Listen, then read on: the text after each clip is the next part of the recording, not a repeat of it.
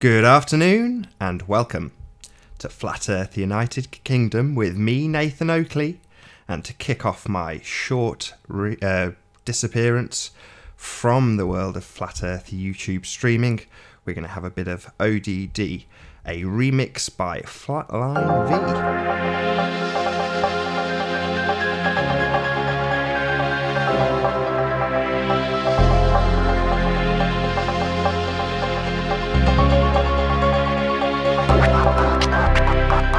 A lie is a lie, and it don't matter how many dumb sheeple believe it.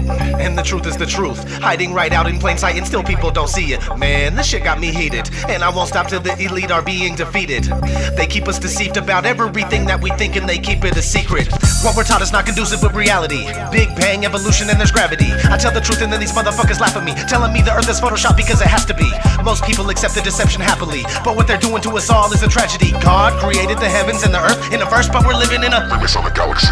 They say we're monkeys on a ball flying through outer space, but there's no proof, it seems to have vanished without a trace. NASA and other agencies falling down from grace. You can take that bullshit pseudoscience and get out my face. I'm the antisocial type, you're a government prototype. That's why you make it a point to tell me that I'm crazy every time you're angry, cause you know I'm right. I'm standing outside the house of cards about to watch it fall. No more living on a cartoon ball.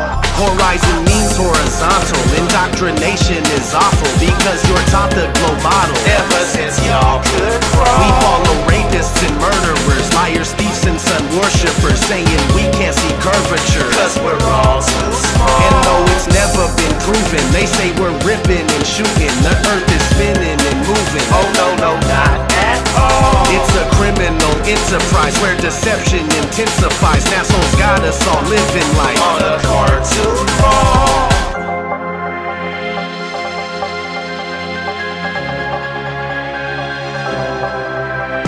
They say that we went to the moon 6 times, but pure BS is the way that smelled. Now they're telling us that we can't even leave the planet because of the Van Allen radiation belt. Yeah, okay, sure. NASA, what you lying for? You lying now, you lied before. I can't take this anymore. The only thing they took to space was your imagination. Fake aliens are coming, now they have you waiting. We need to do something about it, no procrastination. Trying to cause the masses to awaken, that's the path I've taken. But you can see if you check all the percentages, so many people having cognitive dissonance. But that's what happens at the loss of your innocence. Then you get involved with all of this wickedness. They try to do all the humans this way. So are they just idiots? Who is to say? Conditioned by the television, it makes your decisions, opinions, and you just obey. Stuck in the material domain of Satan, where everything in each and every day is pagan. Mandela effect, cause the game is changing. People waking up and now the cage is shaking. The earth is flat, and that is a universal fact. If it isn't that, then tell me where the fuck the curve is at. They tell us that we can't see it because we're all too small, and now we're spinning on a cartoon ball. Horizon means horizontal. Indoctrination is awful because you're taught the globe model. Ever since y'all could crawl, we follow rapists and murderers, liars, thieves, and sun worshippers, saying we can't see curvature cause we're all too small. And though it's never been proven, they say we're ripping and shooting. The earth is spinning and moving. Oh no, no, not at all. It's a criminal enterprise where deception intensifies. NASA's got us all living like on a cartoon ball.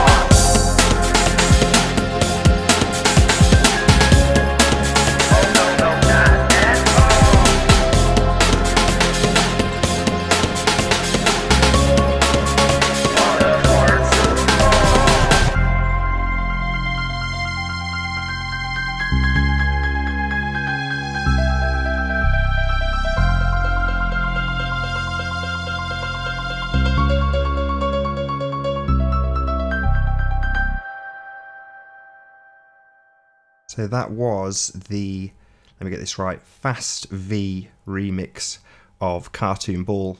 Tough job making a really already excellent song better, so kudos to you for making it a better song, in my humble opinion. Although, as I say, it was already a cracking song. But I will put the link to Fastline V's remix of Cartoon Ball by ODD in the link below this video. This is only going to be a brief one, so hello to a few people in chat. I've only got a few viewers: Josh, Corey, the Iron Realm, Malav Cocktail, Teen Eldridge, and Bongus pig, however you say that. Anyway, hello to you all. It's good to be back. So my equipment has been totally screwed for about 2 years.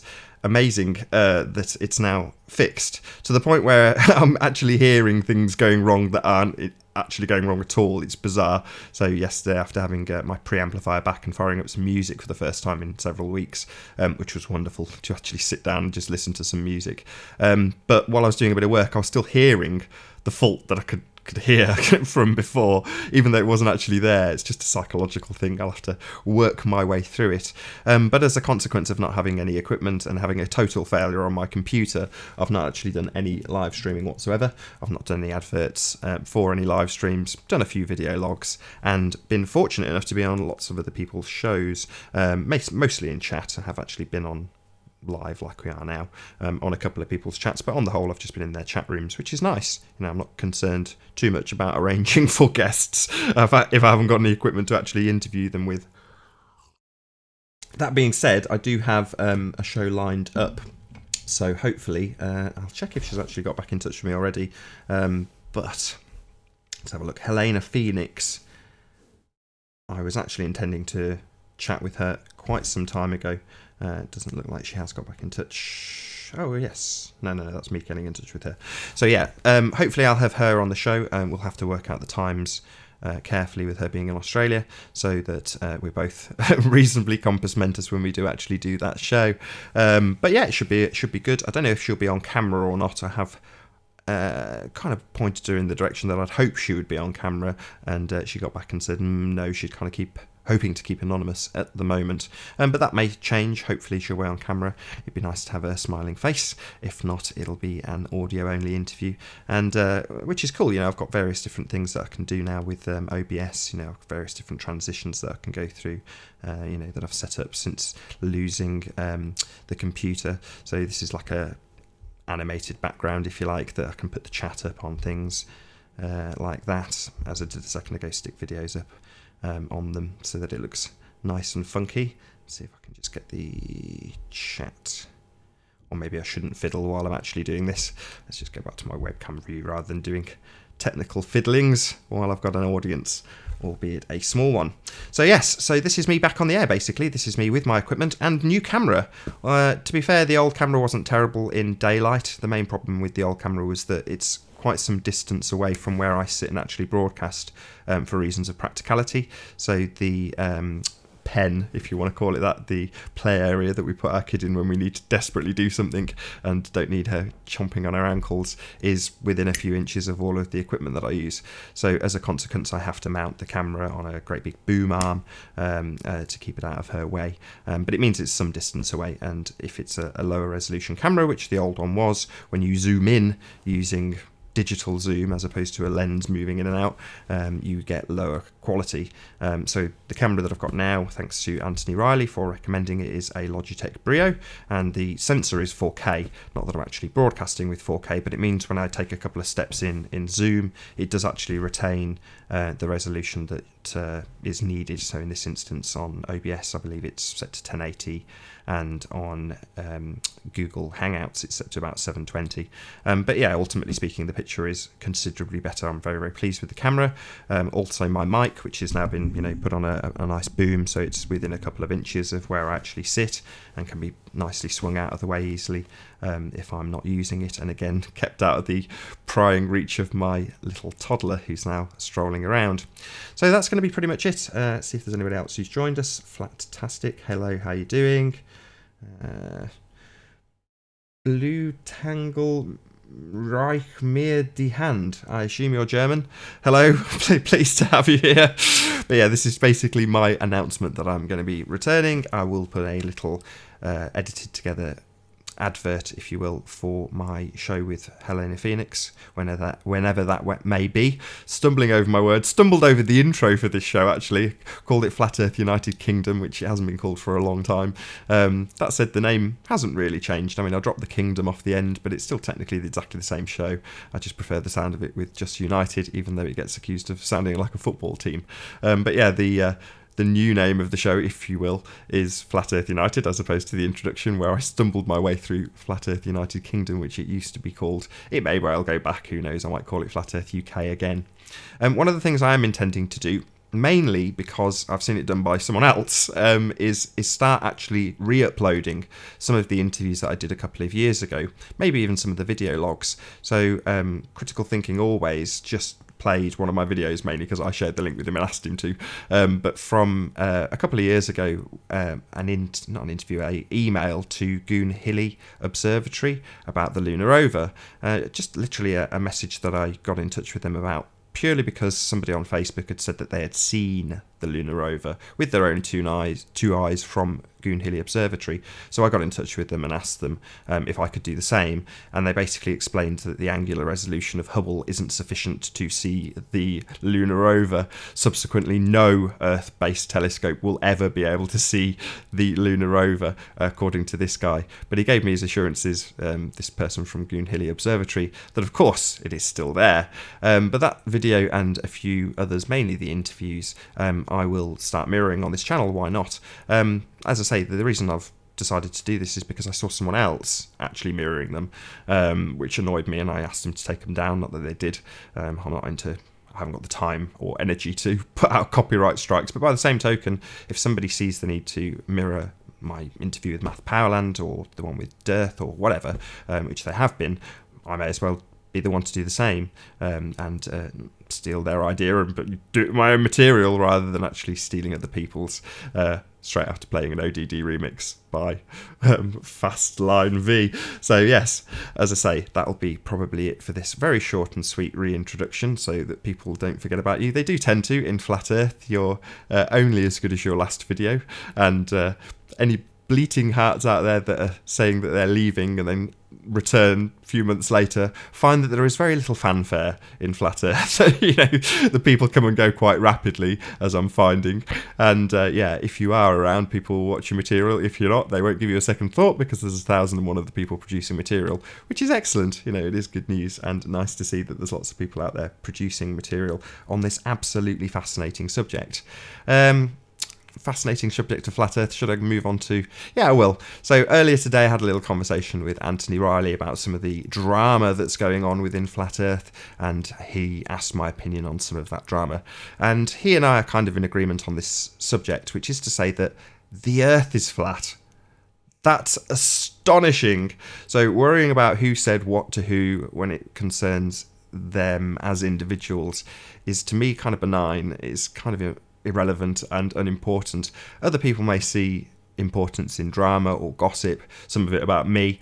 I personally don't. I view those things as advertising, as was explained by Infinite Plane Society yesterday on his extremely long stream of about 9 hours. But yeah, he also, lucky old him, is getting lots of adverts made, and they are adverts, ultimately speaking. It keeps you in the consciousness of people. So although they won't get an actual mention, thank you to all of those who made adverts while I've been unable to make live streams. It's been very much appreciated. I really do like the fact that you've kept my name out in the consciousness of the general Flat Earth population, and hopefully a few others who hadn't heard of me, although they do have very small channels. But ultimately speaking, feel free, one and all, to make adverts about me. If you want to make up lies as well, that's fine. I really don't care. I just won't watch. But nice to know that it's happening, and people are still talking about me, even when I'm not talking to them. So that's absolutely wonderful. One last thing I will say, because one of the things I've done more than anything while I've not been making any shows is watch Martin Liedtke's videos, which are exceptional. I've said this on several live streams before now, but Martin's really upped his game. He really has come a very, very, very long way. Hello to Hoodwink, and hello to Alliance of Calgon and Bill Hicks Jr., who've just joined us. But yeah, sorry to lose track there. But yeah, I've been watching lots and lots of Martin's material. And I say this on this live stream because I'm trying to talk him into doing this. He has downloaded OBS, and he makes most of his videos on his laptop, out in the nice fresh air, presses record, downloads them, does a little bit of editing at the beginning with his rather nice, whatever you call them, cards intro. And then he plays it out or uploads it to YouTube, and it gets the views. I've been trying to convince Martin to do it like this, so that, not necessarily so that he has interaction with the chat, although inevitably that's what would happen, but because I think his information would be better received live. You know, it'd have that interaction between him and the chat room. And if he can, you know, it might add 10 minutes onto his 20-minute video logs, but I would certainly tune in time and time again if there was certainly a whole bunch of Martin's crowd, i.e. his viewers and his subscriber base, who are pretty, you know, a good bunch of subscribers. When you find out who's actually subbed to Martin Leedker, you may be surprised. But he's starting to grow in terms of his channel, and I wish him, you know, every success, not just because of the amount of work in, which is a lot, but because he has genuinely upped his game. His material has genuinely got better, and the information that he's presenting is well researched. He also does it in a kind of way that makes it seem like he's doing the research with you. I love this.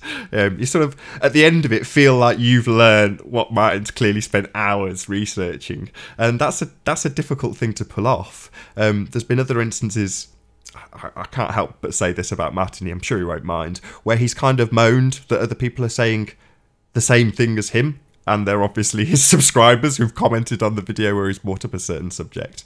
And I had to explain to him, you know, that's a real testament to how good you're putting the information across. For someone to absorb it and then want to go away and make more information about it, that's nothing but sort of fantastic news. Take it as a huge compliment.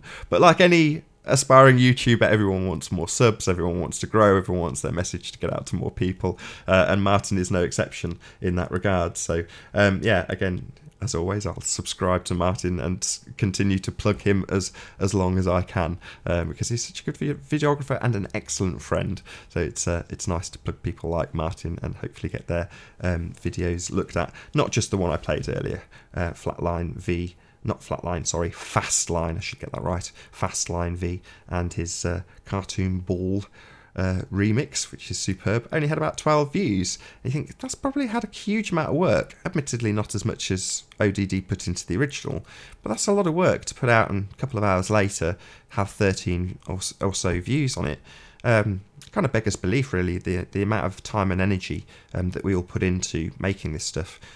At first, for very little payback, very little result, and it can generate a huge amount of animosity in other certainly flat earth YouTubers if they're putting a bit of energy in and seeing absolutely no return from it, very few views, or like in the case of Fastline V, who's got a good 100 videos. You know, he'll put in the extra mile, but you know, he's not seeing thousands of subscribers for his 100 videos, which is a real crying shame. You know, I can say that after whatever it is that I've made, maybe 600 or 700 videos, I still feel exactly the same way. You know, you feel like you put in the energy and you want to grow faster, but all you can do, like with Martin, is just keep plugging away, keep making the material, and more important than anything, make it good material like Martin is. Make the subjects that you're covering absolutely compelling, and the history of photography series that he's doing, you know, it really has opened me up to think about other concepts and other things, and question, you know, things that I've perhaps not looked into as far as I would have liked to. You know, so the relations, as an example of this, thoughts that have come from the back of some of Martin's video logs are akin to what they're doing at CERN. I'm struggling to phrase this because I'm uneducated in this respect. You know, I don't work at CERN, and you know, I'm not a particle physicist, but ultimately speaking, I've got a vague notion of what they're pushing across, and it certainly came across yesterday in a film that we watched. So I managed to get, hooray, all of my videos are on my 15 odd terabytes of hard drive space, you know, HD movies and DVDs and such, maybe 1,000, no more than that, maybe a couple of thousand movies. But I really wanted them to work, and to test them, I put on 21 Jump Street, and during it they're talking about covalent bonds. Now they link it back to an explosion that happens later on in this action movie, but you kind of think this is a notion that they're putting across, that when I've in the past asked similar questions about DNA to people, I've asked in chats and in various other places, have you actually seen DNA? And I'm not talking about the pictorial representation where they paint a load of colours like a barcode. I mean, actually physically seen it. It doesn't matter how, through a microscope or whatever, but literally clapped eyes on it. And so far, not so good. You know, you hear people describing the amino acids and the RNA and things like that they have been able to actually see, but not DNA itself. And I kind of question the same thing. Admittedly, JLB set me off on this path in terms of looking at the idea of, similar to the heliocentric system, you know, having things orbit on the absolutely infinitesimally tiny scale. And you kind of think, well, those two things are very similar in terms of how they're presented and educated to us in schools. So this is something, like I say, that after watching some of Martin's thought-provoking material, you start questioning some of these things again, or going back to some of the old ideas that you may have put on the back burner, because you see the enthusiasm that Martin has for this sort of stuff, and that certainly gens me into certainly thinking about where I can go from here, what other things can I look at, because of the level of deception that is clearly apparent in many, many aspects of our lives. Not to mention the fact that CERN has the same sort of staff as NASA. You know, certainly the people who are covering things that go on, Brian Cox being a good example, working at CERN and covering huge amounts of NASA propaganda in his BBC endeavours. So it's an interesting one when you look at some of these comparisons where you have the American notions of the vastness of, this is the main and most important word here, space. And it's infinitesimally large. We are a speck of tiny dust in an infinite soup of nothingness. Whereas the contrast, the antithesis, at least in terms of scientific reasoning, large to small, the converse of that, is having tiny little things flying around, you know, electrons, and, you know, this is something that I understand, but I've never seen with my own two eyes. And it may be the case that somebody comes along and says, well, you know, here's a way of very easily looking at these tiny things. More likely will be the answer that, unfortunately, like with space, that space, not the space between here and here, which we are apparently mostly made up of, that particular type of space is very much controlled by huge machines that are government paid for, with government research, with men looking at monitors, bearing in mind, looking at screens and dots and lines that cost millions of pounds to produce. So in my mind, I extrapolate this out at this early stage that the two are, you know, the same. They are designed to control our paradigms and control the world that we perceive. Some do it, i.e. NASA, on the absolutely vastly huge scale, and some do it on the infinitesimally tiny scale, and that would be CERN. But perhaps where the Americans are losing a foothold in terms of their grip on our reality, maybe CERN will take up that slack and actually present us with, God only knows what, something that's definitely been presented already in the mainstream media, something that's been presented to us by TV, albeit in the silver screen version, the suspension of disbelief, or probably in our education system, as is the case with 21 Jump Street and them explaining covalent bonds to a comedy audience in an action movie. But yes, so all of these good things will be hopefully discussed in great depth with a raft of guests coming up in the near future, along with a few repeats, a few re-uploads of some of the popular videos that I've done with people like DITRH, Deep Inside the Rabbit Hole, Math Powerland, Patricia Steer, all and sundry that Flat Earth would definitely enjoy watching again if you've watched it 2 years ago, or maybe a little bit sooner with some of them, or if not, there's a lot of new people. You know, it occurred to me today, after being in Critical Thinking Always chat, that 2 years is a reasonable amount of time, considering that there are people who have literally been in this particular area of YouTube for days, weeks, months, you know, less than 2 years. So therefore, they may be very well in the deluge of 600, 700 videos that are on all three of my channels, a slimmer chance that some of those videos will get seen. But as I say, going by the fact that other people are mirroring them, I don't see any reason why it would be objectionable for me to stick a few of those videos back up, not in a massive chunk, but every so often. So yeah, look out for a few of those. It'd be nice if you give them a few thumbs up if you've seen them before, drop another comment on them. You might see some things in them that you don't see before.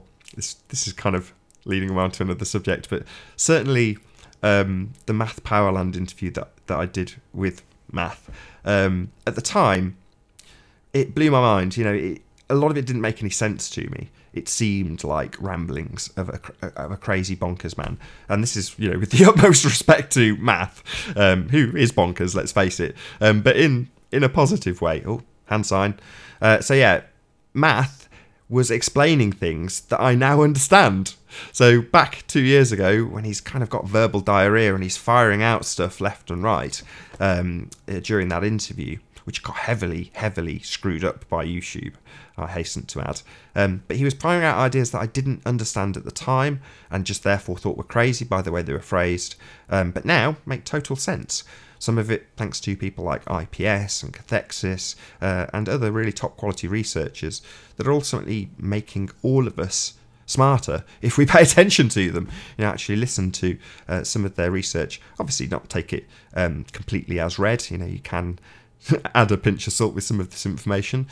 A lot of it has to be dissected for yourself, and this is a main point that I'm not trying to stray away from by saying how wonderful these people's material is. So have another quick look at the chat. Hey, Isa Mahal's in here. Flat Earth Court, good to see you.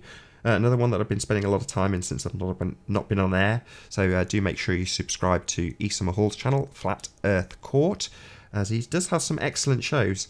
Tends to keep, hold a good court. That's the only phrase I can come up with for what he does. He does hold a good court. Doesn't tend to let people get too triggered in his hangouts. Good fun. Also, Anthony Riley, how are you doing? Ian Tinsley, good to see you. Anybody else joined us? Insanity is sanity. Good to see you, Amir. How are you doing? Long time no see. We must catch up. Flatastic. Did I say hello to you already? Pleased to see you, my friend. That's pretty much it. I'll quit while I'm ahead. So, that's been pretty much it from me. I'm going to sign out. I don't think I'll play out that music again. It's right at the beginning. If you do want to watch the Cartoon Ball remix, have a check out that, and I will stick a link in the description box below this video. So, in the meantime, between now and when I do the show with Helena Phoenix, make sure you like, comment, share, subscribe. I've been Nathan Oakley. I will see you all in the next video.